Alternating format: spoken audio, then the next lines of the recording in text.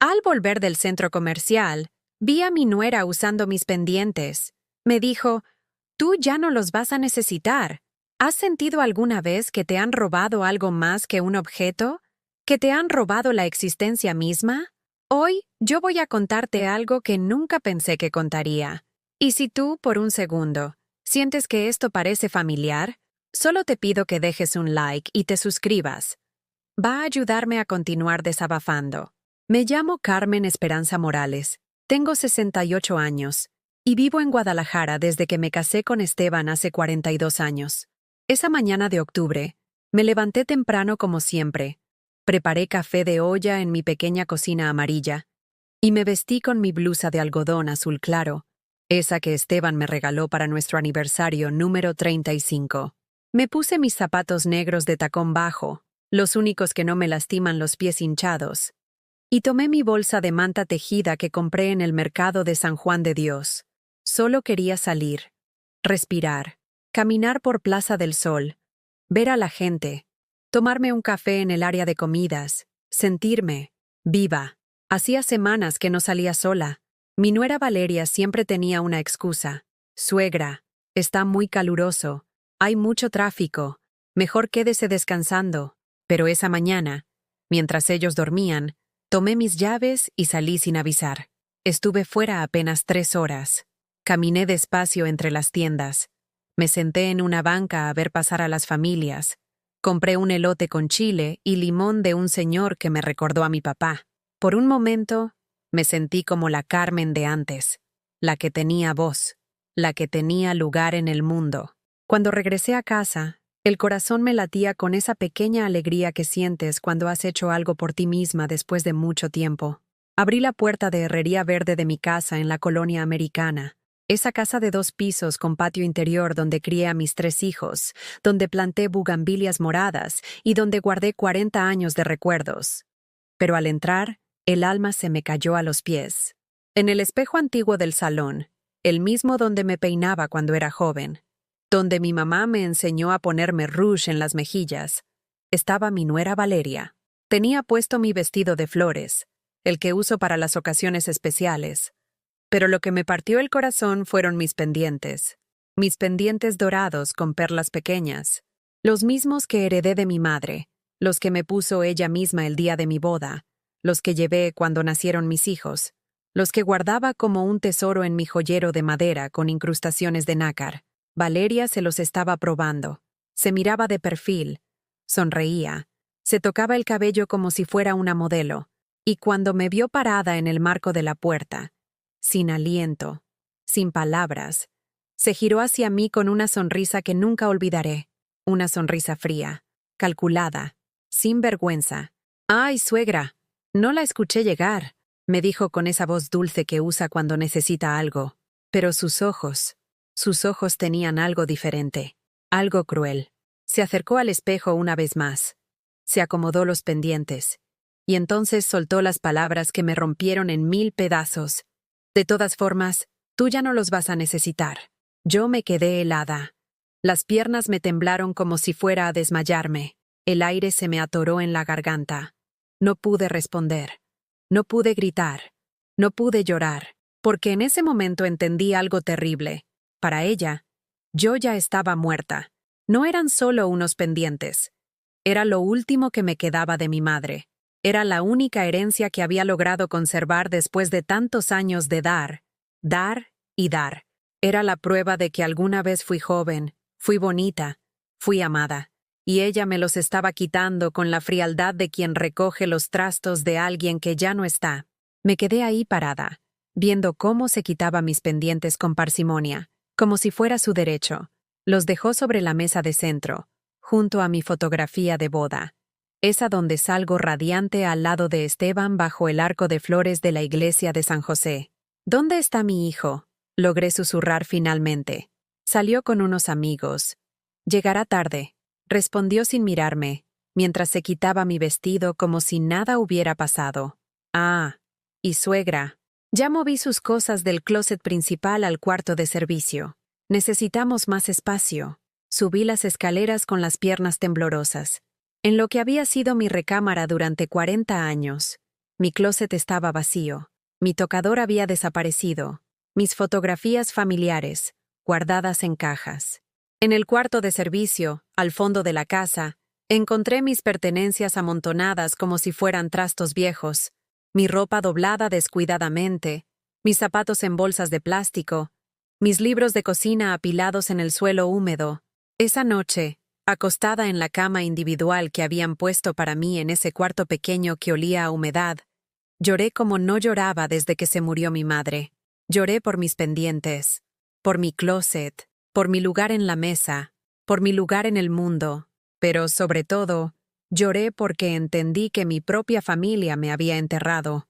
Estando yo viva, los días siguientes pasaron como en una neblina. Desperté cada mañana en ese cuarto húmedo, mirando el techo manchado, preguntándome cómo había llegado hasta ahí, cómo una mujer que había dado todo por su familia había terminado siendo tratada como un estorbo en su propia casa. Me levanté temprano, como siempre. El silencio de la madrugada era lo único que aún me pertenecía. Fui a la cocina a preparar el desayuno, pero Valeria ya estaba ahí, usando mi delantal bordado, el que me regalaron mis hijas para el Día de las Madres.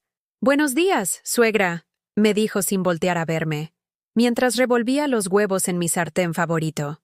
Le preparé café. Está en la mesa. Era una taza despostillada, de las que guardaba para las visitas que no me importaban. Mi taza azul con flores, la que usaba todas las mañanas desde hace 20 años, estaba en sus manos.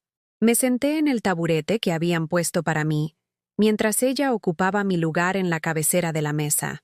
Tomé el café amargo, aguado.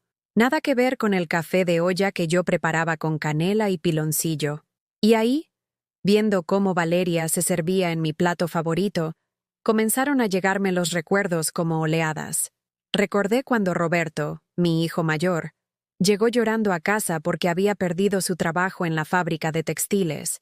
Tenía 2 hijos pequeños y su esposa embarazada del tercero. «Mamá, no sé qué voy a hacer», me dijo con la voz quebrada. Sin pensarlo 2 veces, saqué los ahorros que tenía guardados para arreglar el techo de la casa.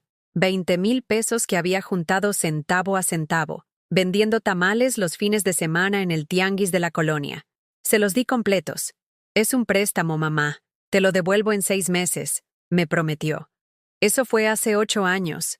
Nunca vi un peso de vuelta.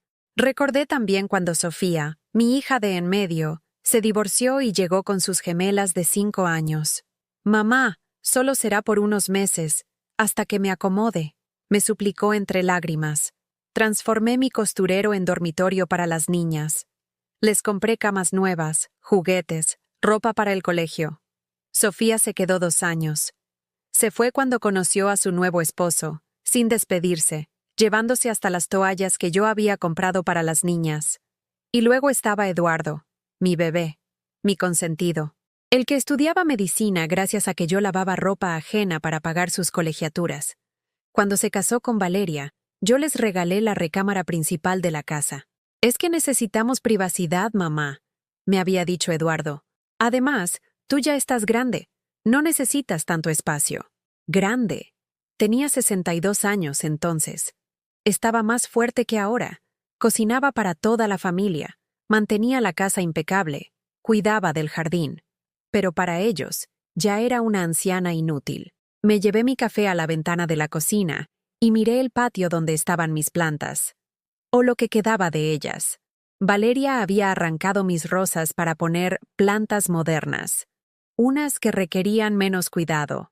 Mis rosales, que había cuidado durante 15 años, que florecían cada primavera llenando la casa de perfume.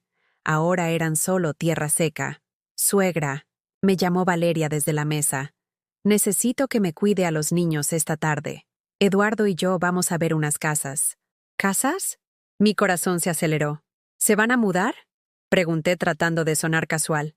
«Estamos viendo opciones», respondió sin mirarme. «Esta casa ya está muy vieja. Necesita muchas reparaciones. Mejor vendemos y compramos algo más moderno». Vendemos. Como si la casa fuera suya también. Esa casa que Esteban y yo compramos cuando éramos jóvenes, pagándola en abonos durante 20 años. La casa donde nacieron mis recuerdos, donde están enterrados mis padres en memoria, donde cada rincón guarda pedazos de mi alma. Pero esta es mi casa, susurré. Valeria soltó una risita. Ay, suegra, usted ya no puede mantener una casa tan grande. Además, con lo que saquemos de la venta, podemos comprar algo más cómodo para usted. Un departamentito pequeño, más fácil de limpiar. Un departamentito, como si fuera una carga que hay que acomodar en cualquier lado. Eduardo llegó esa noche con una sonrisa que no había visto en meses. Cargaba folletos de casas, catálogos de bienes raíces. Se sentó en mi lugar de siempre, extendió los papeles sobre la mesa donde yo había servido miles de cenas familiares. «Mamá, mira esto», me dijo emocionado, mostrándome fotos de casas con jardines perfectos y cocinas relucientes. Encontramos la casa ideal. Tiene 4 recámaras, 2 baños completos, cochera para 2 carros. ¿Y dónde quedaría yo?, pregunté con la voz más pequeña de lo que quería. Eduardo y Valeria intercambiaron una mirada, una de esas miradas que hablan sin palabras. «Mamá, hemos estado pensando», comenzó Eduardo, tomando mi mano con esa ternura falsa que había aprendido a usar cuando quería convencerme de algo. «Ya tienes 68 años. Esta casa es demasiado trabajo para ti. Hemos visto algunos asilos muy bonitos, con gente de tu edad, actividades, atención médica, asilo». La palabra me cayó como un balde de agua helada. Sentí que el piso se abría bajo mis pies. «Eduardo», logré decir, «yo no estoy enferma. Puedo cuidarme sola. Esta es mi casa». «Pero mamá, piénsalo bien», intervino Valeria con esa voz dulce que usaba para manipular. «En un lugar así vas a tener amigas, ya no vas a estar sola todo el día. Nosotros te visitaríamos los fines de semana». Los fines de semana, como si fuera una obligación más en su agenda. Esa noche, acostada en la cama del cuarto de servicio, con el sonido de las goteras marcando el tiempo como un reloj de tortura, hice cuentas mentales de todo lo que había dado por ellos. Los 20,000 pesos a Roberto que nunca me devolvió, los 15,000 que gasté en las niñas de Sofía, los 40,000 de la carrera de Eduardo, los 8,000 que puse para el enganche de su primer carro, los 12,000 que gasté en su boda, los 25,000 que les presté cuando nació su primer hijo, los 10,000 para los muebles de la recámara principal, más de 130,000 pesos, sin contar la comida, la luz, el agua, el gas, los desayunos, las cenas, la ropa lavada y planchada, el cuidado de los nietos, las noches en vela cuando estaban enfermos. 130,000 pesos que nunca pedí de vuelta porque creí que el amor no se cobra. Y ahora querían vender mi casa, meterme en un asilo, y seguir con sus vidas como si yo nunca hubiera existido. Me levanté y fui al baño. En el espejo roto vi a una mujer que ya no reconocía, pálida, ojerosa, encorvada. ¿Cuándo me había vuelto invisible? ¿Cuándo había dejado de importar? Pero entonces, en el fondo de mis ojos cansados, vi algo que creía perdido. Un destello de la Carmen que fui antes de convertirme en la mamá de todos, la suegra de todos, la abuela de todos. La Carmen que tuvo sueños propios, que bailó en las fiestas del pueblo, que se enamoró perdidamente de Esteban, que creyó que el mundo era suyo para conquistar. Por primera vez en años, esa Carmen me habló desde el espejo. ¿Hasta cuándo vas a permitir que te traten así? Los días siguientes fueron como caminar sobre vidrios rotos. Cada palabra, cada gesto, cada mirada de mi familia se había vuelto una pequeña puñalada que me recordaba mi nuevo lugar en la jerarquía familiar, el último escalón. El miércoles por la mañana, mientras preparaba el almuerzo para los nietos que llegaban de la escuela, escuché voces en la sala. Valeria hablaba por teléfono con alguien, y su tono era diferente, más relajado, más sincero. «No, ya casi terminamos de convencerla», decía mientras se pintaba las uñas en mi mesa de centro. «La vieja está muy confundida últimamente. Se le olvidan las cosas. Ayer no se acordaba dónde había puesto las llaves del gas». «Ah, ¿confundida? ¿Vieja? Las llaves del gas las había guardado yo misma porque los niños estaban jugando cerca de la estufa». «Sí, sí, exactamente», continuó Valeria. «El doctor dice que es normal a su edad. Eduardo ya está viendo lo del asilo. Hay uno muy bueno en Tlaquepaque. no es caro y la atención es decente. Mi mano tembló tanto que se me cayó el cuchillo con el que pelaba jitomates. El sonido metálico contra el piso de la cocina fue como un grito. ¡Un momento! Escuché que decía Valeria. Después, más fuerte. ¿Suegra? ¿Está todo bien? Sí, sí, respondí recogiendo el cuchillo con manos temblorosas. Solo se me cayó algo, pero por dentro, algo mucho más importante se había roto. Esa tarde, cuando llegaron mis nietos Diego y Sofía, de 8 y 6 años, corrieron hacia mí como siempre, pero antes de que pudieran abrazarme, Valeria los detuvo. Niños, no corran tanto, pueden lastimar a la abuela, ya está muy frágil, como si fuera de cristal, como si fuera a quebrarme al menor contacto. Los niños me miraron con esos ojos grandes y preocupados que tienen los niños cuando los adultos les meten miedo por algo que no entienden. Se acercaron despacio, como si yo fuera una extraña. Abuela Carmen, me dijo Diego con su vocecita dulce. Mamá dice que te vas a ir a vivir a otro lado porque ya no puedes cuidarte sola. El corazón se me partió en 1000 pedazos. ¿Qué te dijo exactamente, mi amor? Sofía, la más pequeña, se acercó y me susurró al oído. Que te estás poniendo muy viejita y que se te olvidan las cosas importantes. ¿Viejita? ¿Se me olvidan las cosas? Yo sabía exactamente qué cereal le gustaba a cada nieto, qué cuentos querían que les leyera, cómo les gustaban las quesadillas, qué les daba miedo en las noches. Pero Valeria ya había sembrado la semilla de la duda en esas cabecitas inocentes. Esa noche, después de acostar a los niños, escuché que Eduardo y Valeria hablaban en su recámara, mi antigua recámara. Me acerqué a la puerta como una ladrona en mi propia casa. ¿Ya hablaste con el doctor González?, preguntaba Valeria. Sí, dice que con la edad es normal que se vuelvan más tercos, más difíciles. Me dio unas pastillas para que esté más tranquila, respondió Eduardo. ¿Pastillas? ¿Para qué? Perfecto. Mientras tanto, yo ya empecé a mover sus cosas más valiosas. Los anillos de oro, las cadenas, las pulseras. Los guardé en mi joyero por si se le ocurre regalarlos o perderlos. Mi corazón se detuvo. Mis joyas. Las pocas que me quedaban después de haber vendido casi todas para ayudar a mis hijos a lo largo de los años. ¿Y el testamento?, preguntó Eduardo. Eso va a estar más difícil.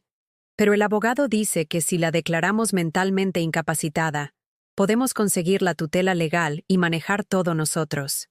Mentalmente incapacitada. Las palabras me golpearon como si me hubieran cacheteado. Querían declararme loca para poder quedarse con todo legalmente. Me alejé de la puerta con las piernas temblando. Llegué al cuarto de servicio y me senté en la cama, tratando de procesar lo que acababa de escuchar. No solo querían deshacerse de mí, querían robarme todo lo que tenía y hacerlo parecer legal. Hacerlo parecer como si fuera por mi bien. Al día siguiente era jueves, y como todos los jueves durante los últimos 10 años, llegó mi comadre Esperanza a tomar café conmigo. Esperanza era mi amiga desde la primaria, la única persona que me conocía de verdad, que sabía quién era yo antes de convertirme en madre y abuela.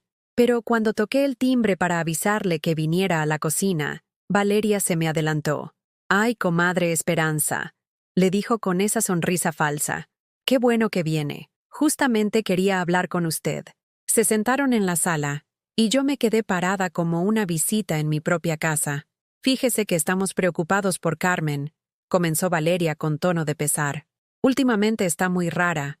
Se le olvidan las cosas. A veces no reconoce a los niños. Ayer no se acordaba de mi nombre». Esperanza me miró con los ojos llenos de preocupación. «¿En serio, Carmen? ¿Cómo te sientes?» Yo quería gritar que todo era mentira, que mi mente estaba perfectamente bien, que recordaba cada detalle de mi vida mejor que nadie. Pero las palabras se me atoraron en la garganta. Yo estoy bien», logré susurrar. «Ve lo que le digo», continuó Valeria. «Pobrecita, ya ni sabe cómo está. El doctor dice que es demencia senil. Por eso estamos viendo lo del asilo. Por su seguridad». Esperanza asintió tristemente. «Ay, comadre, qué lástima. Pero tienen razón. A esta edad es mejor que esté en un lugar donde la cuiden bien. Mi propia comadre, mi amiga de toda la vida. Se estaba tragando las mentiras de Valeria como si fueran verdades sagradas. Esa tarde, cuando se fueron todos, me senté en el patio trasero, en la única silla de plástico que habían dejado para mí.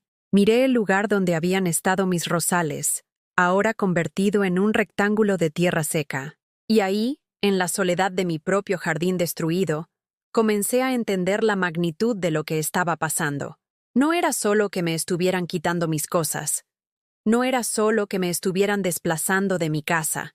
Me estaban borrando. Estaban construyendo una versión falsa de mí. Una vieja senil, confundida, incapaz, peligrosa para sí misma. Y lo más terrible era que la gente lo estaba creyendo. Mi propia familia había decidido que era más fácil pintarme como loca que lidiar conmigo como persona. Esa noche, mientras fingía dormir en mi camita del cuarto de servicio, escuché que llegaba Eduardo. Venía acompañado. Voces desconocidas llenaron la sala. Me levanté descalza y me acerqué sigilosamente a escuchar. Entonces, doctor, ¿usted cree que sí podemos proceder con los trámites?, decía Eduardo. Sin duda. Los síntomas que me describen son clásicos de demencia senil avanzada. La pérdida de memoria, la confusión, la agresividad. Es peligroso que viva sola. Respondía una voz masculina que no reconocí. ¿Agresividad? ¿Cuándo había sido agresiva yo? Claro, doctor. Ayer mismo gritó sin razón y amenazó con irse de la casa. Mintió Valeria con una naturalidad que me heló la sangre. Jamás había gritado. Jamás había amenazado con irme. Pero ahí estaba, inventando episodios que nunca habían existido. En ese caso, les recomiendo internamiento inmediato. Tengo contactos en varios asilos especializados en pacientes con demencia. Mañana mismo podemos hacer la evaluación oficial. Mañana. Me quedé paralizada junto a la puerta. Mañana vendrían por mí. Mañana me llevarían lejos de mi casa, de mis recuerdos, de todo lo que había sido mía. Y lo peor de todo, lo harían creyendo que era lo correcto. Regresé al cuarto de servicio con el corazón golpeándome en el pecho como un pájaro enjaulado. Me senté en la cama y, por primera vez en mi vida, entendí lo que significaba estar completamente sola en el mundo. Mi propia familia me había convertido en su enemiga. Y mañana vendría el verdugo vestido de doctor para darle legitimidad a mi ejecución social. Pero ahí, en la oscuridad de ese cuarto húmedo, mientras las lágrimas rodaban por mis mejillas arrugadas, algo comenzó a cambiar dentro de mí. La Carmen sumisa, la que siempre decía que sí, la que nunca se quejaba, estaba muriendo. Y en su lugar, comenzaba a nacer otra mujer, una que no se iba a dejar enterrar viva. A las 6 de la mañana estaba despierta. No por costumbre esta vez, sino porque había tomado una decisión que me ardía en el pecho como brasas encendidas. Si querían guerra, la tendrían, pero no sería la guerra que esperaban. Me levanté, me bañé con agua fría para despertarme completamente, y me puse mi vestido azul marino, el que usaba para las ocasiones importantes. Me peiné con cuidado, me puse mis aretes de perlas pequeñas, los únicos que aún me quedaban, y me maquillé como no lo hacía en meses. Cuando bajé a la cocina, Valeria ya estaba ahí preparando el desayuno. Al verme, frunció el ceño. «Ay, suegra, ¿por qué se arregló tanto? Hoy viene el doctor, recuerde. Es mejor que se vea natural, natural». Traducción: desarreglada, confundida, como la loca que necesitaban que fuera. «Buenos días, Valeria», le dije con una sonrisa que no había usado en años. «Qué bonito día, ¿verdad?». Ella me miró extrañada. Sí, está soleado. Me serví café en mi taza favorita, la azul con flores que había estado usando ella. La tomé sin pedir permiso y me senté en mi lugar de siempre en la cabecera de la mesa. «Oiga, suegra, ese es el lugar de Eduardo», protestó. «Eduardo no está aquí», respondí tranquilamente, sorbiendo mi café. «Y esta es mi casa». La cara de Valeria cambió. Por primera vez en meses, vi en sus ojos algo parecido al respeto. O quizás al miedo. Eduardo bajó media hora después, ya vestido para el trabajo. Al verme sentada en mi lugar, con mi mejor vestido y mi mejor actitud, se detuvo en seco. «Buenos días, hijo», le dije con la misma sonrisa serena. Buenos días, mamá. ¿Cómo amaneciste?» «Muy bien. Gracias. Nunca había estado más clara.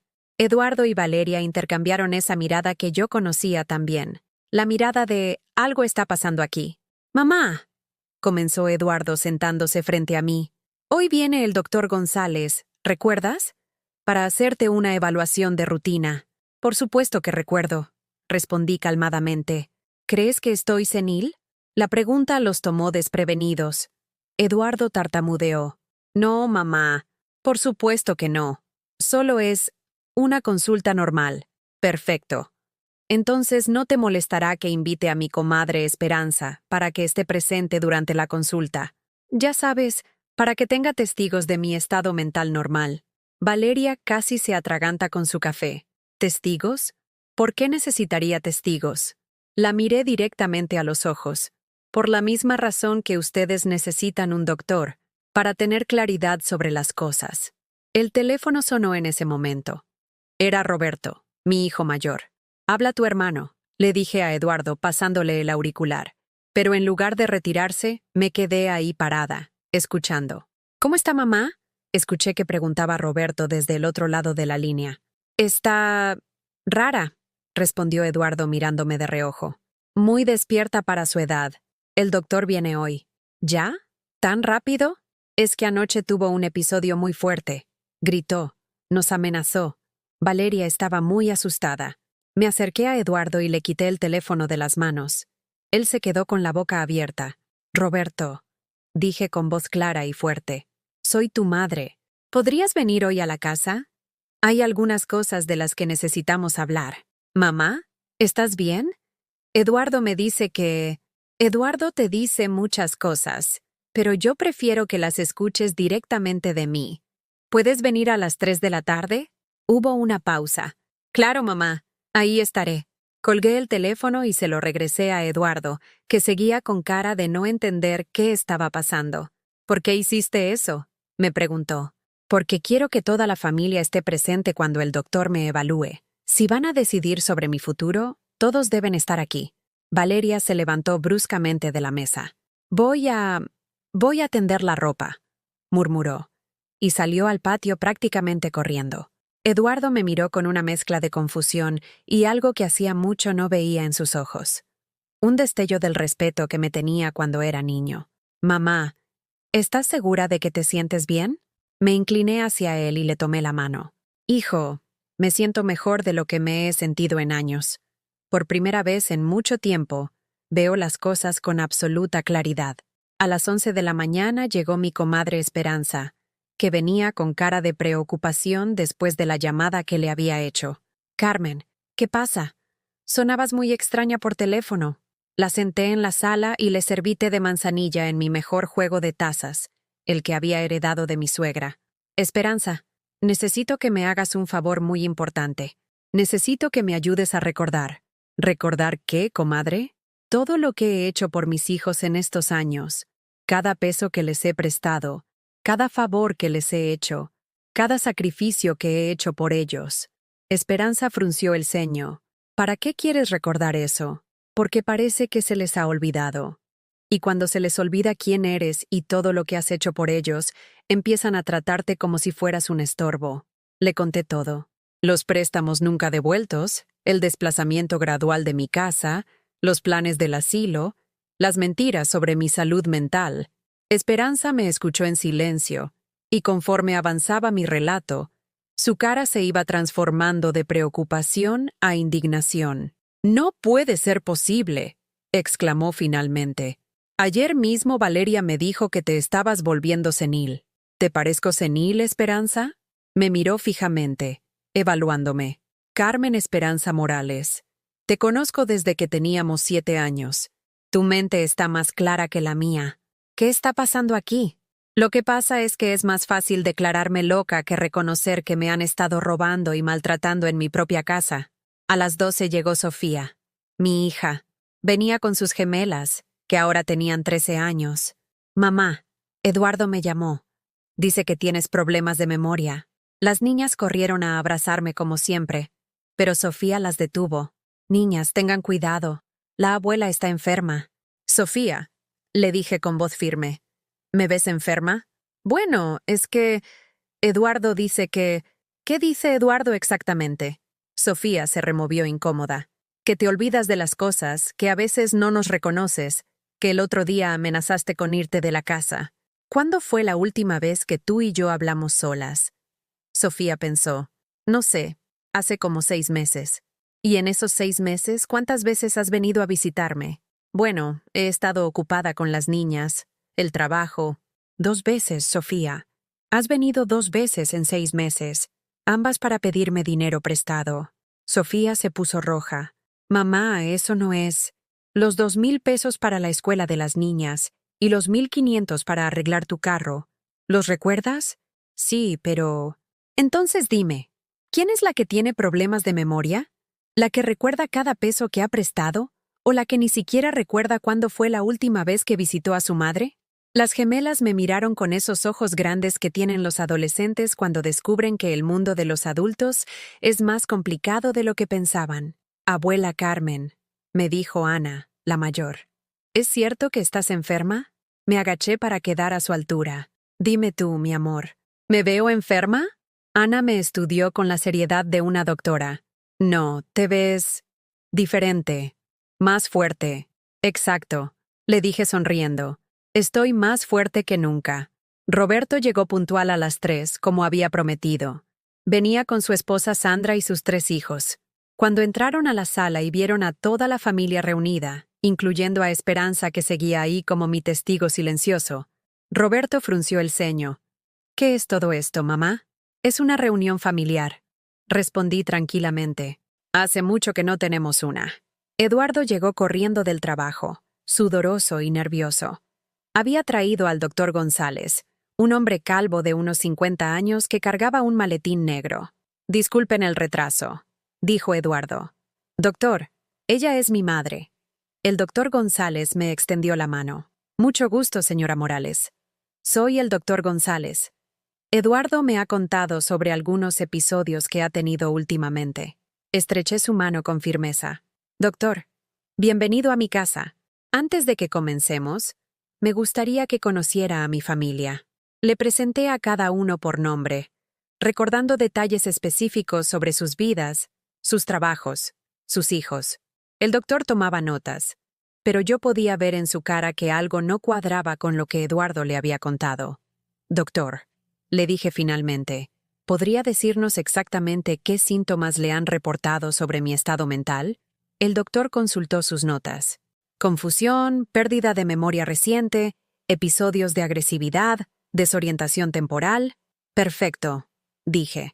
Ahora permítame hacerle algunas preguntas a mi familia, y usted evalúe si mis respuestas muestran confusión o pérdida de memoria. Me volteé hacia Roberto. Roberto, ¿cuánto dinero te presté hace 8 años cuando perdiste tu trabajo? Roberto se puso pálido. Mamá, yo... 20,000 pesos. ¿Los recuerdas? Sí, murmuró. ¿Cuánto me has devuelto? Bueno, han sido años difíciles. Nada. ¿Has devuelto nada? Me volví hacia Sofía. Sofía, ¿cuánto gasté en tus hijas cuando te divorciaste y viniste a vivir aquí? Sofía no contestó. 15,000 pesos. Camas, ropa, útiles escolares, comida. ¿Lo recuerdas? Finalmente me dirigí a Eduardo. Eduardo, ¿cuánto gasté en tu carrera de medicina? Eduardo parecía querer que se lo tragara la tierra. 40,000 pesos. Continué. Lavando ropa ajena para pagarla. ¿Muestro síntomas de pérdida de memoria, doctor? El doctor González me miraba con una mezcla de asombro y respeto. Señora Morales, su memoria está perfectamente bien. Entonces saqué el as bajo la manga. Doctor, tengo una pregunta más. Si una familia inventa síntomas de demencia senil sobre un pariente para poder declararlo mentalmente incapacitado y quedarse con sus bienes, ¿eso tiene nombre legal? El silencio que siguió fue ensordecedor. Se llama fraude, respondió el doctor lentamente. Y es un delito grave. La palabra fraude siguió flotando en el aire como humo después de un incendio. El doctor González cerró su maletín con un chasquido que sonó como un martillo de juez. Señora Morales, me dijo con una reverencia que hacía años no recibía, lamento profundamente haber sido parte de esta confusión. Su estado mental es completamente normal. mejor que el de muchas personas de la mitad de su edad. Se dirigió a Eduardo con una mirada que podría haber derretido acero. Joven, lo que me describieron por teléfono no corresponde en absoluto con la realidad. Espero que esto haya sido un malentendido y no algo intencionado. Eduardo balbuceó algo incoherente mientras el doctor se dirigía hacia la puerta. Antes de salir, se volteó hacia mí una última vez. Señora, si necesita alguna constancia médica de su perfecta salud mental, estaré encantado de proporcionársela. Sin costo alguno. Cuando la puerta se cerró detrás del doctor, el silencio en la sala era tan denso que podría haberse cortado con cuchillo. Mis hijos me miraban como si hubieran visto a un fantasma, o quizás como si hubieran visto a su madre por primera vez en años. Bueno, dije acomodándome en mi sillón favorito, el que había recuperado esa mañana. Creo que ya no necesitamos hablar de asilos. Roberto fue el primero en recuperar la voz. Mamá, nosotros nunca quisimos... ¿Nunca quisieron qué, Roberto? Lo interrumpí. ¿Nunca quisieron robarme? ¿Nunca quisieron deshacerse de mí? ¿Nunca quisieron declararme loca para quedarse con mis cosas? No es eso, explotó Eduardo. Solo queríamos lo mejor para ti. Me levanté del sillón con una calma que me sorprendió a mí misma. Eduardo, siéntate. Mi voz había cambiado. No era la voz suplicante de la madre que ruega por amor. Era la voz de una mujer que había decidido que ya no iba a ser víctima de nadie. Eduardo se sentó como un niño regañado. Todos ustedes, siéntense, ordené. Y lo hicieron. Mis 3 hijos adultos, sus esposas, incluso mis nietos, se sentaron sin chistar. Por primera vez en años, yo era la autoridad en mi propia casa.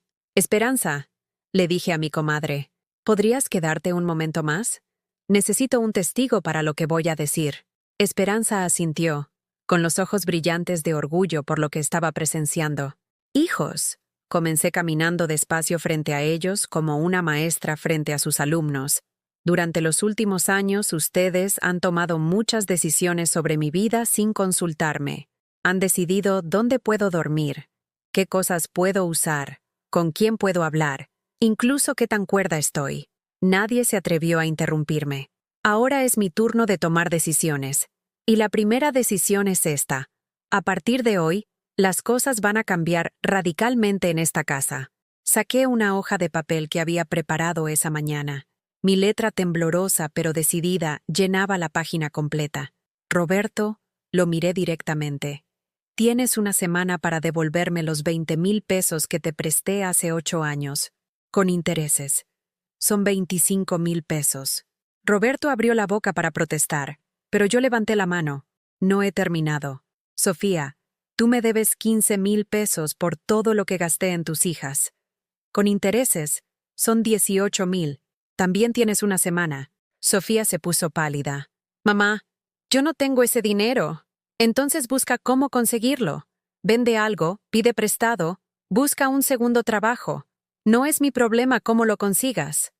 Me volví hacia Eduardo. Y tú, mi querido hijo, me debes 40,000 pesos de tu carrera, más 8,000 del enganche de tu carro, 12,000 de tu boda, 25,000 de tus préstamos varios, y 10,000 de los muebles. Son 95,000 pesos, con intereses, 100,000 pesos redondos. Eduardo se levantó como resorte. Mamá, eso es imposible. Yo no tengo 100,000 pesos. Pues será mejor que los consigas, respondí tranquilamente, porque si en una semana no veo ese dinero en mi cuenta bancaria, voy a hacer algo que debí haber hecho hace mucho tiempo. Saqué otro papel de mi bolsa. Era un documento legal que había preparado con la ayuda de Esperanza esa mañana. Voy a demandarte por fraude, abuso de anciano y apropiación indebida. Y créeme, después de lo que pasó hoy con ese doctor, tengo testigos más que suficientes. El silencio era absoluto. Hasta los niños habían dejado de moverse. Pero mamá, murmuró Sofía con lágrimas en los ojos, nosotros somos tu familia. Esas palabras me dolieron más de lo que hubiera querido admitir. Pero ya no era la misma mujer que se dejaba manipular por chantajes emocionales. Exactamente, Sofía. Somos familia. Y en una familia se respeta a los padres. No se los roba ni se los trata como estorbos. Valeria, que había estado callada todo este tiempo, finalmente habló. Suegra, usted no entiende. Nosotros solo queríamos... ¿Qué no entiendo, Valeria? Me volteé hacia ella con una sonrisa helada. ¿No entiendo que planeaban vender mi casa? ¿No entiendo que habías guardado mis joyas en tu joyero? ¿No entiendo que le dijiste a mi comadre que yo estaba senil? Valeria se puso del color de la leche cortada. Ah, sí, continué. Y hay algo más que no he mencionado. Valeria, quiero que regreses todos mis pendientes, mis anillos, mis cadenas, y todo lo que hayas guardado por precaución en tu joyero. Ahora mismo. Yo no sé de qué habla. Tartamudeó. ¿En serio? Saqué mi teléfono celular, uno que había comprado en secreto esa mañana, porque ayer en la noche grabé la conversación donde le decías a Eduardo que habías guardado mis joyas. ¿Quieres que la reproduzca aquí frente a todos? Valeria se levantó y salió corriendo hacia las escaleras. A los 5 minutos regresó con una bolsita de terciopelo rojo. Mis joyas. Todas las que creía perdidas para siempre. Gracias, dije guardando la bolsita en mi bolsa. Ahora la segunda decisión que he tomado es sobre esta casa. Eduardo se incorporó alarmado. ¿Qué pasa con la casa? Mañana voy a ir al banco a cambiar la hipoteca.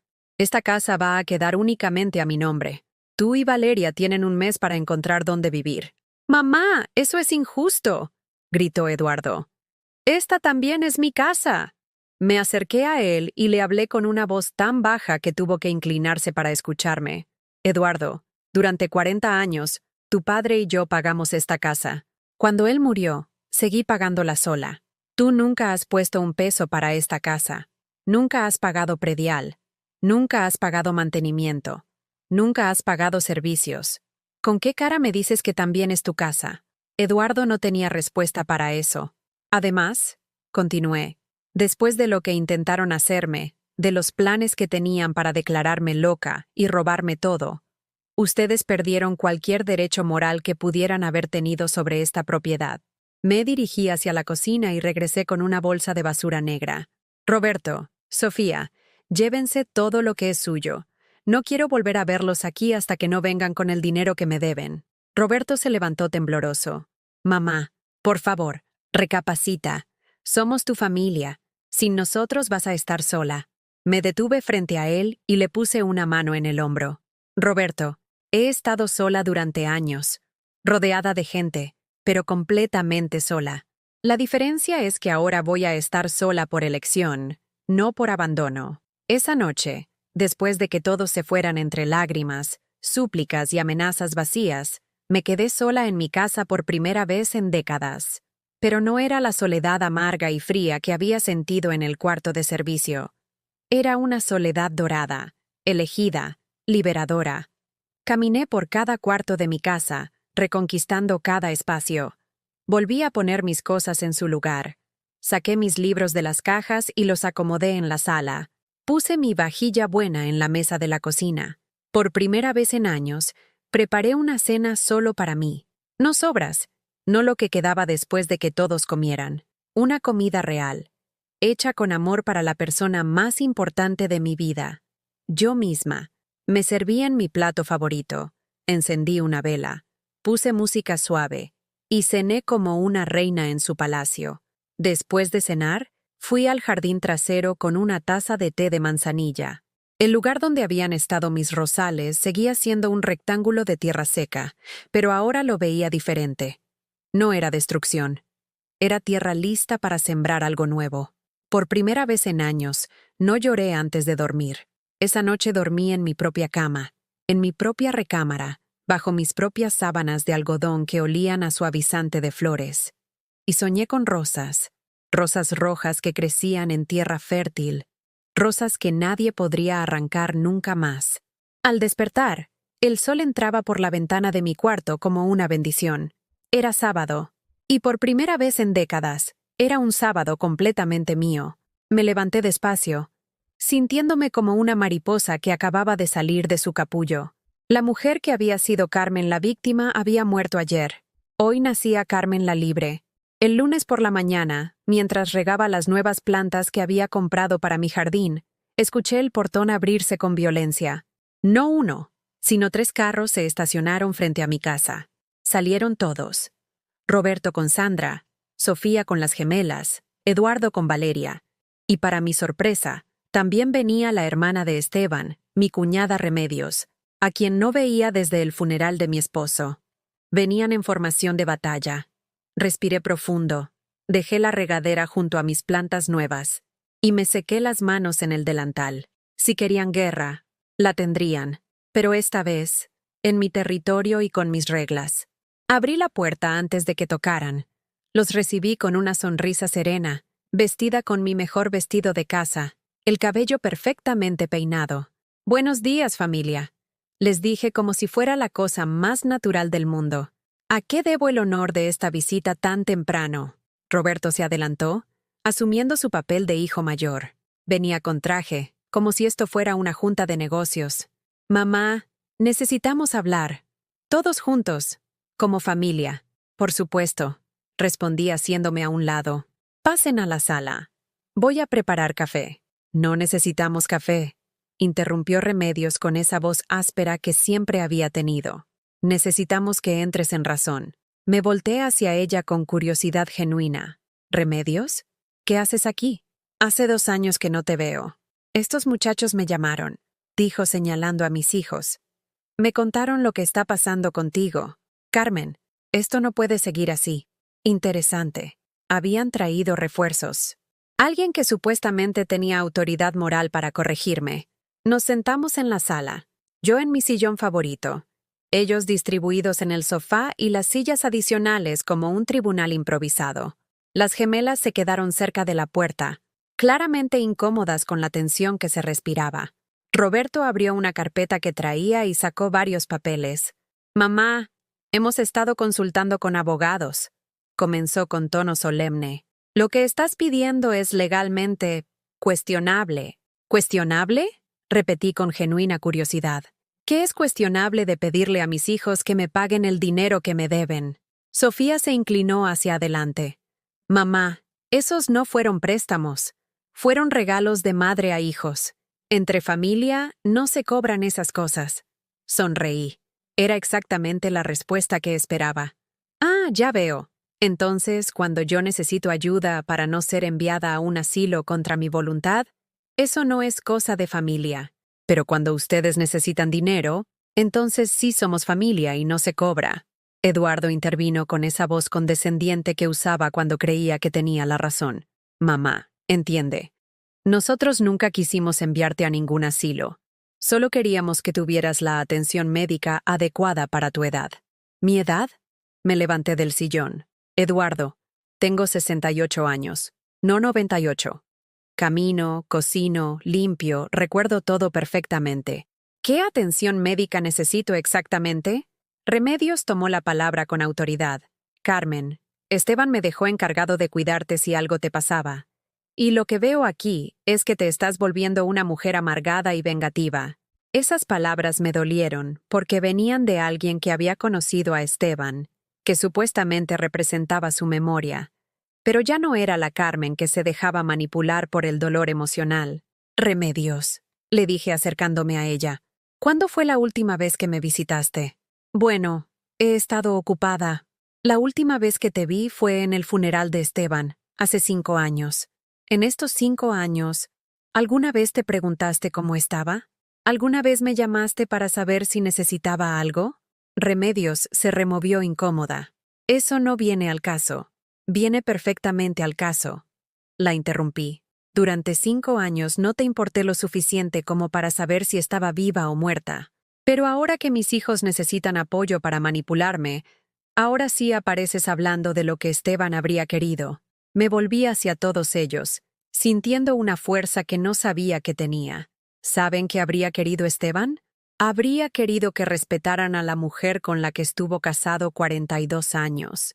Habría querido que cuidaran de mí, no que planearan deshacerse de mí. Roberto se levantó, comenzando a perder la paciencia. «Mamá, nadie quiere deshacerse de ti. Solo queremos lo mejor para todos». «¿Lo mejor para todos?». Saqué mi teléfono.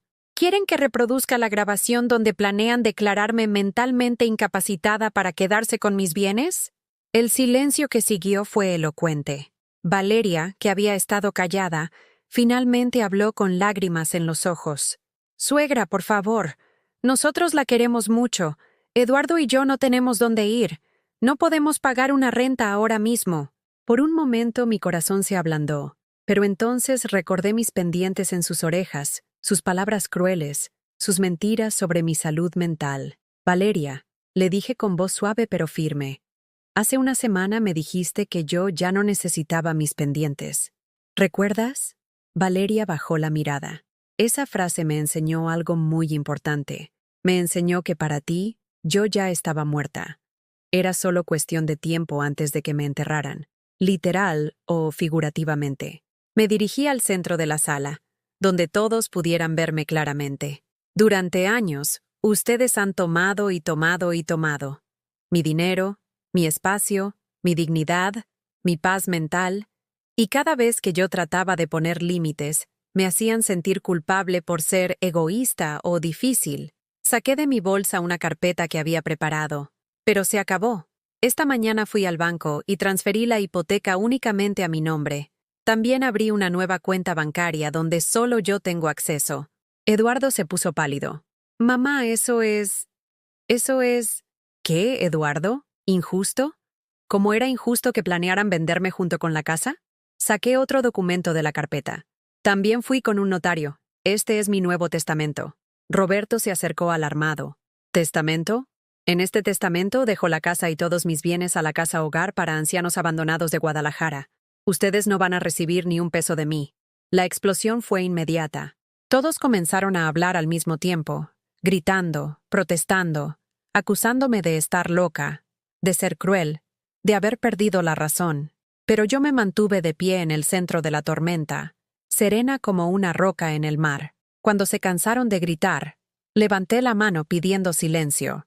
«No he terminado», dije con voz clara. «Hay una sola manera de que cambien las cosas». Todos se callaron, esperando. «Si en los próximos 6 meses ustedes me demuestran que realmente me respetan como madre y como persona, si me tratan con la dignidad que merezco, si me piden perdón genuinamente por todo lo que me han hecho, entonces consideraré cambiar el testamento». Sofía se lanzó hacia mí llorando. «Mamá, por favor. Te pedimos perdón. Todo va a cambiar». La detuve con una mano firme. «No, Sofía. Los perdones de pánico no valen. Los perdones desesperados por miedo a perder dinero no valen. Si van a pedirme perdón, que sea porque realmente entienden el daño que me hicieron».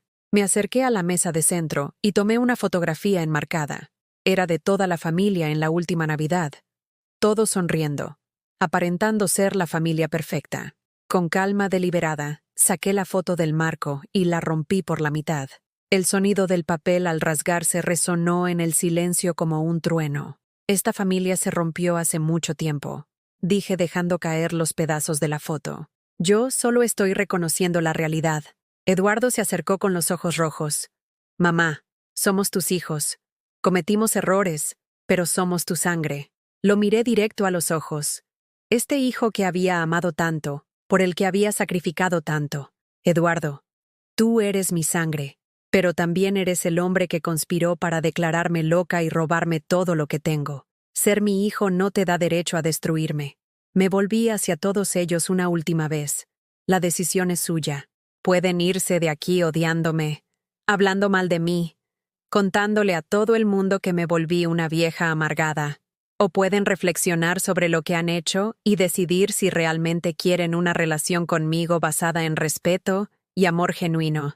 Caminé hacia la puerta y la abrí. «Pero esa reflexión la van a hacer lejos de mi casa. Tienen 6 meses para decidir qué tipo de hijos quieren ser. Después de eso, mi decisión será final». Uno por uno fueron saliendo. Algunos llorando, otros con rabia, todos en shock por la transformación de la mujer que creían conocer. Remedios fue la última en salir. En la puerta se volteó hacia mí. «Carmen, Esteban no habría aprobado esto». La miré con una tristeza profunda pero resuelta. «Remedios, Esteban murió hace 5 años. Si hubiera estado vivo, nada de esto habría pasado. Pero él no está aquí para protegerme. Así que tengo que protegerme sola». Cerré la puerta y me recargué contra ella. sintiendo el peso de lo que acababa de pasar. Por primera vez en mi vida, había elegido mi propia dignidad por encima del amor de mis hijos. Era la decisión más dolorosa que había tomado jamás, pero también era la primera vez que me sentía verdaderamente libre. Los primeros días después del confronto fueron extraños. La casa se sentía más grande, más silenciosa, pero no con esa soledad amarga que había conocido antes. Era un silencio lleno de posibilidades, como el que existe antes del amanecer. Me desperté el martes sin el peso familiar en el pecho que había cargado durante años. Por primera vez en décadas, mi primer pensamiento al abrir los ojos no fue ¿qué necesitará alguien más hoy?, sino ¿qué quiero hacer yo? Era una pregunta que había olvidado cómo hacerme. Bajé a la cocina y preparé café solo para mí, pero esta vez no se sintió solitario. Se sintió mío. Me senté en mi lugar de la mesa, viendo por la ventana el jardín trasero donde mis nuevas plantas comenzaban a echar raíces. Después del desayuno, hice algo que no había hecho en años. Abrí el closet de mi recámara y realmente miré mi ropa. Durante tanto tiempo me había vestido para ser invisible, para no molestar, para ocupar el menor espacio posible. Colores apagados, telas sin forma, zapatos cómodos pero sin personalidad. Ropa de una mujer que había decidido que ya no valía la pena ser vista. En el fondo del closet, detrás de los vestidos grises y cafés que había usado como uniforme de la invisibilidad, encontré una blusa que había olvidado por completo. Era de seda color vino, con pequeñas flores bordadas a mano. Me la había comprado para una boda hace 10 años, pero nunca la había usado porque Valeria había comentado que era muy llamativa para mi edad. Me la puse frente al espejo, y por primera vez en años me gustó lo que vi. No era la mujer joven que había sido, pero tampoco era la anciana derrotada en la que me había convertido. Era Carmen a los 68 años, con arrugas que contaban historias de risa y lágrimas, con canas que hablaban de sabiduría ganada a pulso, con ojos que habían aprendido a ver la verdad. Era hermosa de una manera que solo se puede ser después de sobrevivir. Ese mismo día salí a caminar por el centro de Guadalajara. No tenía un destino específico. Solo quería sentir la ciudad bajo mis pies. Respirar aire que no estuviera cargado de tensión familiar. Caminé por la Plaza de Armas, viendo a las parejas jóvenes que se fotografiaban junto a la catedral, a los niños que corrían entre las palomas, a los vendedores que ofrecían elotes y esquites con la alegría de quien encuentra propósito en las cosas simples. Me senté en una banca bajo un árbol de jacaranda y observé el mundo moverse a mi alrededor. Había estado tan ocupada durante tantos años siendo madre, abuela, cuidadora, que había olvidado simplemente ser Carmen. «Señora, ¿se siente bien?». Una voz suave me sacó de mis pensamientos. Era una mujer más o menos de mi edad, con el cabello blanco recogido en un chongo elegante y los ojos más amables que había visto en mucho tiempo. «Sí, estoy bien», respondí sonriendo. «Solo redescubriendo la ciudad». La mujer sonrió de vuelta. «¿Puedo sentarme? Yo también ando redescubriendo cosas». Se sentó a mi lado y se presentó como Luz María Castellanos, viuda desde hace 3 años, madre de 2 hijos que vivían en Estados Unidos. «¿Y usted?», me preguntó con genuina curiosidad. «Carmen Morales», respondí. «También viuda, también madre, también redescubriéndome». Nos quedamos en silencio unos minutos, viendo pasar la vida frente a nosotras. «¿Sabe qué es lo más extraño de empezar de nuevo a nuestra edad?», me dijo Luz María finalmente. «¿Qué?». «Que por primera vez en décadas, las decisiones que tomamos son solo nuestras. Nadie más va a vivir las consecuencias. Nadie más va a juzgarnos por elegir mal.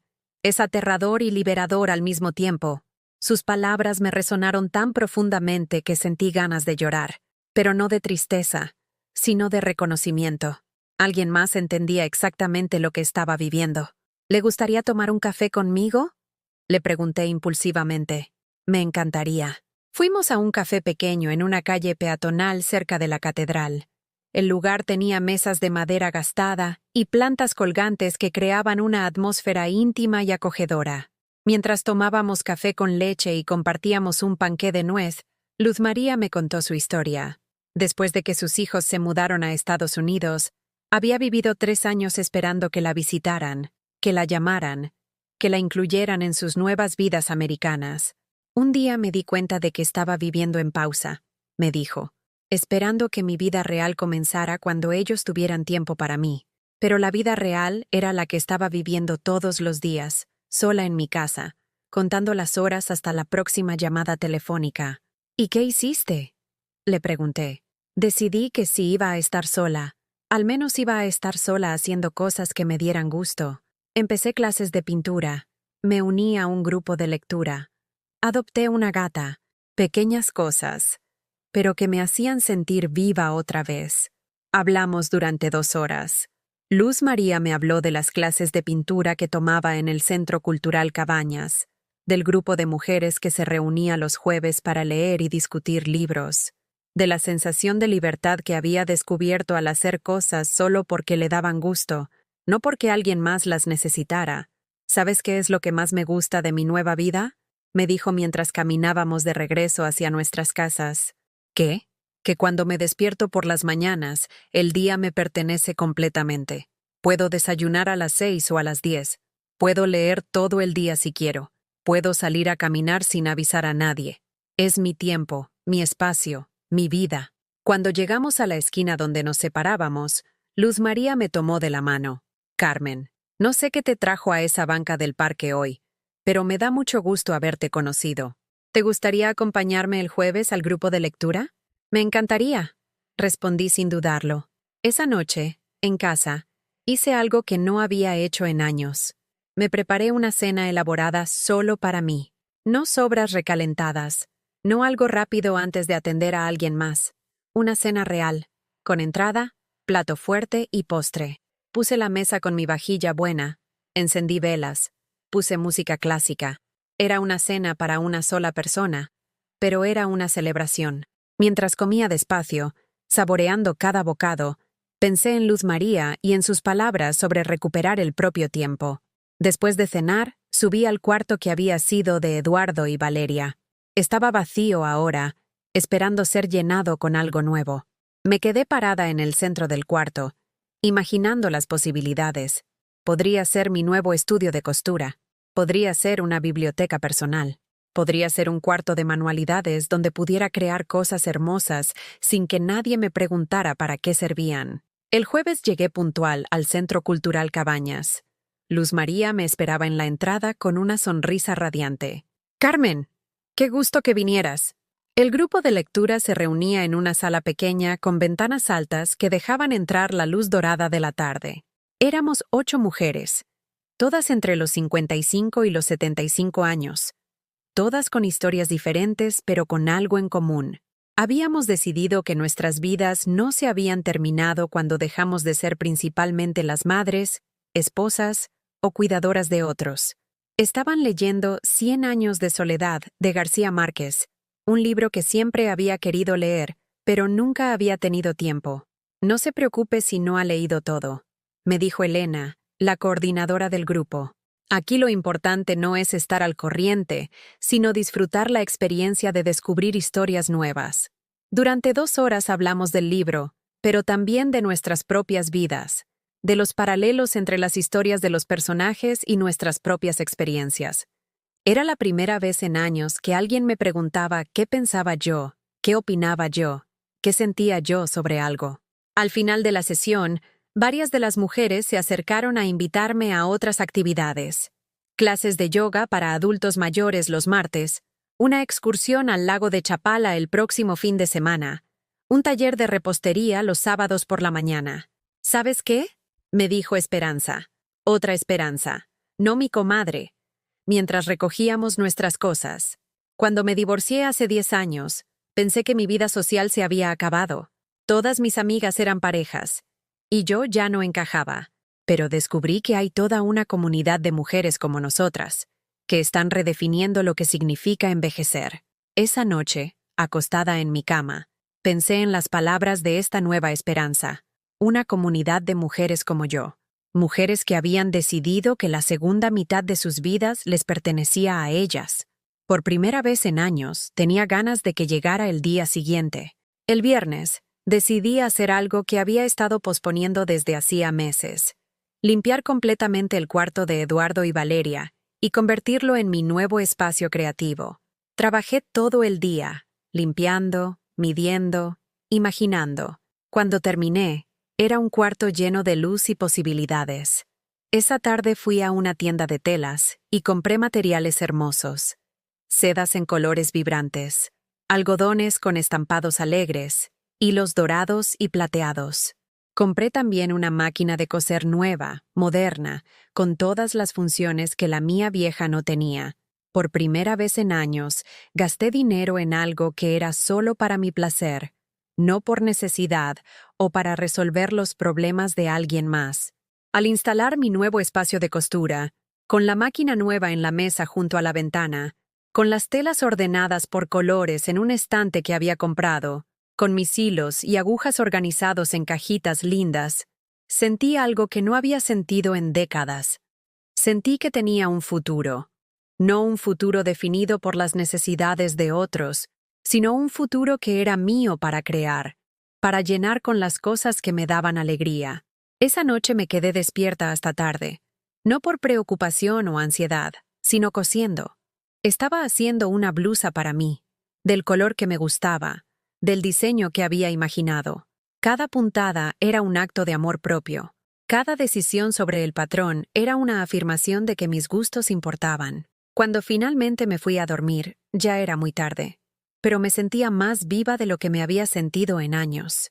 En el espejo del baño, antes de acostarme, vi a una mujer que reconocí, pero que no había visto en mucho tiempo. Era Carmen, la Carmen real, la que había estado enterrada bajo años de sacrificio y abnegación, y por fin había resucitado. 6 meses después, mientras bordaba unas servilletas color turquesa en mi estudio de costura, escuché que tocaron la puerta.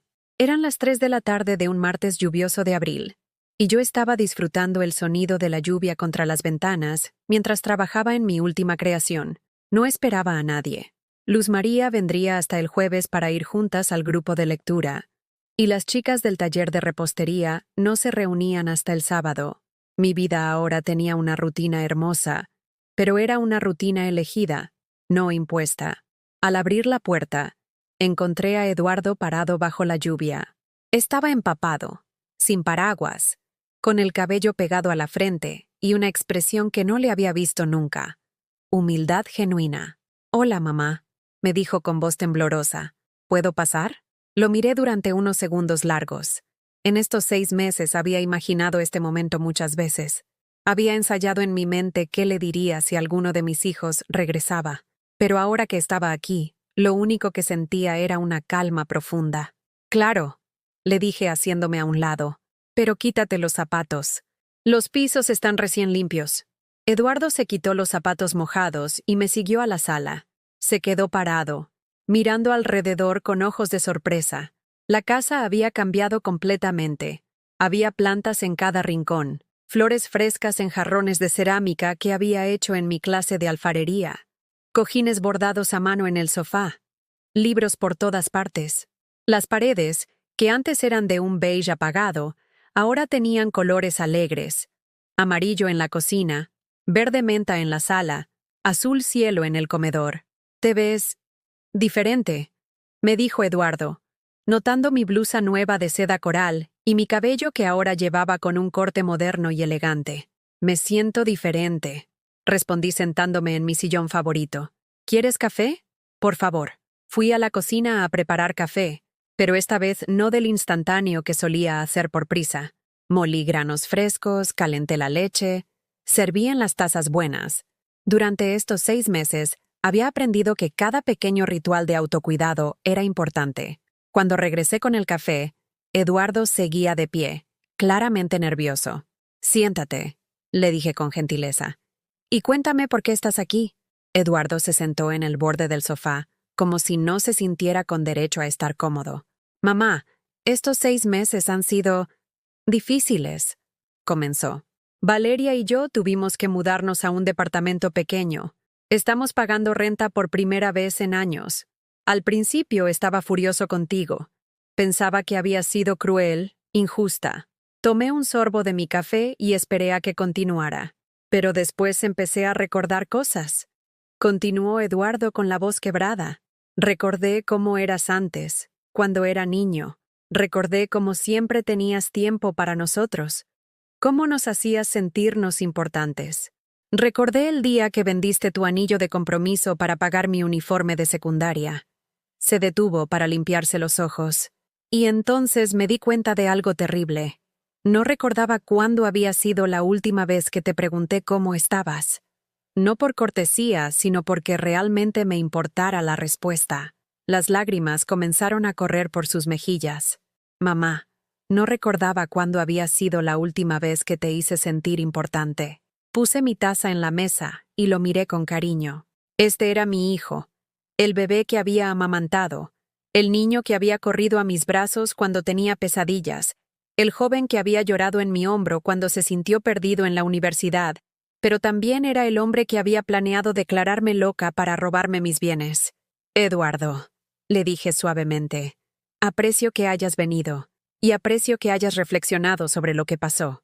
Mamá, lo siento tanto, me dijo levantándose del sofá y acercándose a mí. Siento todo lo que te hicimos. Siento haberte tratado como un estorbo. Siento haber creído que ya no eras importante. Me levanté también y tomé sus manos entre las mías. Eduardo, yo también lo siento. Siento haber permitido que llegáramos hasta ese punto. Siento no haber puesto límites antes. Siento haber confundido el amor con el sacrificio total de mí misma. Nos abrazamos por primera vez en años. Pero era un abrazo diferente. No era el abrazo desesperado de una madre que se aferra a su hijo, ni el abrazo condescendiente de un hijo que cumple con una obligación. Era el abrazo de dos adultos que se reconocían y se respetaban. ¿Puedes perdonarme?, me preguntó Eduardo. Ya lo hice, le respondí sinceramente. Hace meses que lo perdoné, no por ustedes, sino por mí, porque el resentimiento era un veneno que me estaba matando lentamente. Nos sentamos de nuevo, y Eduardo me miró con curiosidad. Mamá, te ves feliz, realmente feliz. No te había visto así en años. Sonreí. Estoy feliz, Eduardo. Estos han sido los 6 meses más plenos de mi vida en décadas. Le conté sobre mis nuevas amigas, sobre las clases de alfarería y literatura, sobre mis tardes de costura, sobre los libros que había leído, sobre los lugares que había visitado sola por primera vez. Descubrí que ser abuela y madre no tiene que ser todo lo que soy. Le dije, también soy Carmen. Y Carmen tiene gustos, opiniones, sueños, planes. Eduardo me escuchó con atención genuina, haciendo preguntas sobre mi nueva vida, mostrando interés real en mis actividades. ¿Y nosotros?, preguntó finalmente. ¿Hay posibilidad de que volvamos a ser familia? La pregunta que había estado esperando durante 6 meses. Eduardo, nunca dejamos de ser familia, pero ahora somos una familia diferente. Saqué una carpeta que había estado guardando en el librero. Este es mi Nuevo Testamento, le dije mostrándole el documento. La casa sigue siendo para la casa hogar para ancianos abandonados. La cara de Eduardo se entristeció, pero asintió. Lo entiendo, murmuró. Pero, continué, he agregado algo más. Saqué otro papel. He establecido un fondo para la educación de mis nietos, dinero que no pueden tocar ustedes, que va directo para sus estudios universitarios, y he apartado dinero para emergencias médicas familiares reales. Eduardo me miró sorprendido. No es por ustedes, le expliqué. Es por los niños que no tienen culpa de lo que pasó. Mamá. Y hay algo más importante. Lo interrumpí. Si ustedes quieren tener una relación conmigo, va a ser en mis términos. Nos vamos a ver cuando yo quiera, donde yo quiera, como yo quiera. Ya no voy a cuidar nietos todos los fines de semana porque ustedes quieren salir. Ya no voy a prestar dinero que nunca van a devolver. Ya no voy a cocinar para todos los domingos porque es tradición. Eduardo asintió vigorosamente. Pero, continué con una sonrisa, si quieren venir a conocer a la nueva Carmen, si quieren tener una relación real conmigo basada en respeto mutuo, estaré aquí. Nos quedamos en silencio por unos minutos. ¿Puedo preguntar sobre Roberto y Sofía?, dijo Eduardo finalmente. Roberto vino hace 2 meses, le conté. Llegó igual que tú, bajo la lluvia, pidiendo perdón. Hemos estado construyendo una relación nueva. Viene una vez al mes, tomamos café, Hablamos como adultos. No me pide dinero, no me trata como si fuera senil. Es agradable. ¿Y Sofía? Sofía todavía está enojada. Dice que me volví egoísta, que abandoné a mi familia. Las gemelas me mandaron una carta hace unas semanas diciendo que me extrañan, pero que entienden por qué tuve que hacer lo que hice. Eduardo sonrió tristemente. Las niñas siempre fueron las más sabias de todos nosotros. Se levantó para irse cuando dejó de llover. Mamá, ¿puedo venir el próximo martes? Solo para platicar, sin pedir nada, sin necesitar nada, solo para conocerte mejor. Me encantaría, le respondí sinceramente. Después de que Eduardo se fue, me quedé sentada en la sala, viendo por la ventana los charcos que había dejado la lluvia. Los rayos del sol comenzaban a filtrarse entre las nubes, creando pequeños arcoíris en las gotas de agua que colgaban de las hojas de mis plantas. Pensé en la mujer que había sido hace 6 meses, asustada, invisible, dispuesta a aceptar cualquier migaja de afecto que le dieran. Pensé en los años que había perdido viviendo para otros, esperando que mi sacrificio fuera reconocido y valorado. Pero también pensé en la mujer que era ahora, segura de sí misma, rodeada de amigas que la valoraban, con hobbies que la llenaban de alegría, con una casa que reflejaba sus gustos y personalidad. No había perdido el tiempo. Todo lo que había vivido, incluso lo más doloroso, me había traído hasta este momento de claridad y libertad. Me levanté y fui a mi estudio de costura, donde tenía un proyecto especial esperándome. Era un mantel que estaba bordando para la mesa de mi comedor, con flores de todos los colores, pájaros cantando entre las ramas, mariposas que volaban libres.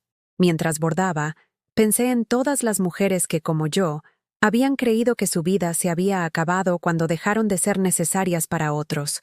Pensé en las que seguían esperando en el cuarto de servicio de sus propias vidas, invisibles, ignoradas, convencidas de que ya no merecían ser felices, y supe que mi historia no había terminado. Apenas estaba comenzando. Esa noche, antes de dormir, me miré en el espejo de mi recámara. La mujer que me devolvió la mirada tenía 68 años, canas plateadas, arrugas que contaban historias de resiliencia, y ojos que brillaban con una luz que creía perdida para siempre. Carmen Esperanza Morales, me dije a mi reflejo, estás preciosa. Y por primera vez en décadas, realmente lo creí. Si alguna vez has sentido que tu vida se acabó cuando dejaste de ser indispensable para otros, si conoces a alguien que está viviendo invisible en su propia casa, esperando migajas de respeto, ¿podrías contarme en los comentarios si esta historia te tocó el corazón?